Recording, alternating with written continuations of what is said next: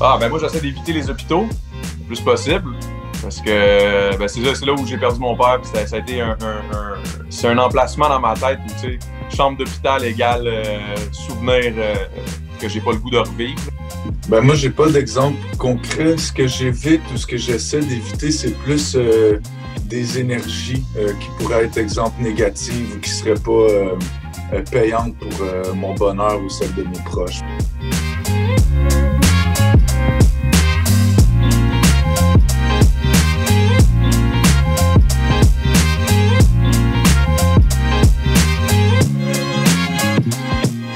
Tu l'acceptes ou tu le comprennes, puis il faut, à partir de là, tu peux bâtir sur pouvoir retourner à la normale sans jamais l'oublier. Ça aussi, le monde, souvent, ils font ça, ils mettent ça d'un côté, puis ils l'oublient, ou ils essayent. Mais c'est parce qu'un jour ou l'autre, si tu essaies de l'oublier de même, ça va revenir te hanter éventuellement dans une situation qui va peut-être ressembler.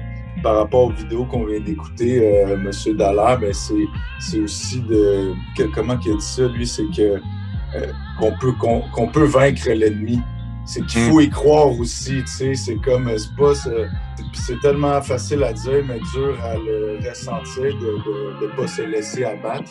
C'est pour ça que les solutions de façon de s'en sortir, c'est de bien s'entourer, de chercher de l'aide, mais c'est ça, c'est de croire que ça peut changer, puis l'état d'esprit dans lequel on n'est pas permanent.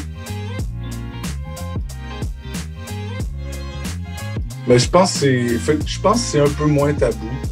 Mais tu sais, il reste du chemin à faire parce que c'est tellement tricky, la maladie mentale. C'est quelque chose qui ne se voit pas.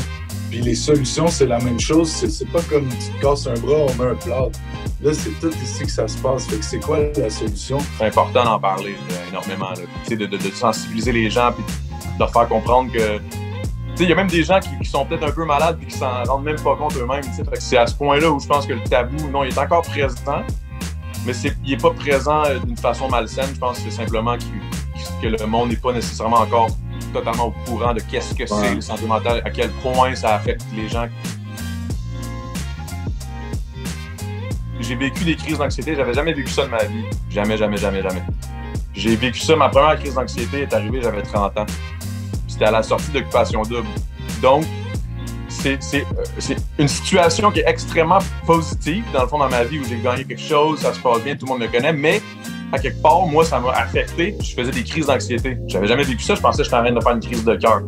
Je paniquais bien raide, puis j'ai fini par m'en sortir par moi-même, en m'entourant bien, comme Rémi en parle souvent, de bien s'entourer. Puis j'ai réalisé que il faut... un peu, comment je pourrais dire ça? C'est pas parce que tu vis quelque chose de positif et que ça te fait sentir plus proche que t'es pas normal. Ça arrive à tout le monde de faire des crises d'anxiété. Dans n'importe quelle situation, ça dépend de chaque personne. Il faut normaliser. Si moi je suis là avec Adamo puis qu'on trouve ça parfaitement normal que des jeunes en parlent puis qui vivent des shit, man. Ils vivent des shit, man. Puis qu'ils osent demander de l'aide puis que c'est rendu normal de demander de l'aide. Écoute, c'est ça que ça devrait être. Là. Tant mieux, man. Pas gêné, tu sais, le monde veut bien paraître, rester cool, être performant, puis blabla, mais c'est ça. Il n'y a rien de pas cool à get some help, là.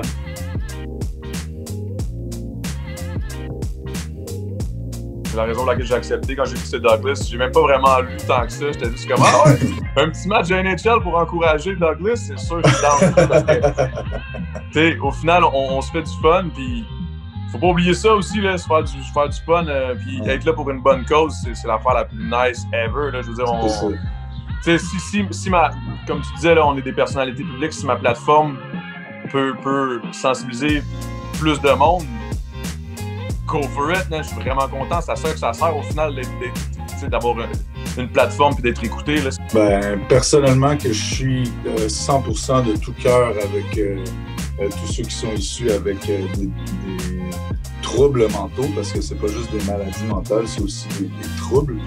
Puis que j'en ai beaucoup dans mon public, personnellement, que j'ai souvent rencontré, qui se déplacent en show. Des fois, c'est leur seule sortie qui osent venir, puis que la musique, ça leur fait du bien. Donc, je suis avec eux, que je pense à eux, puis c'est ça. J'espère qu'ils trouvent des remèdes des remèdes à leurs maux, quoi.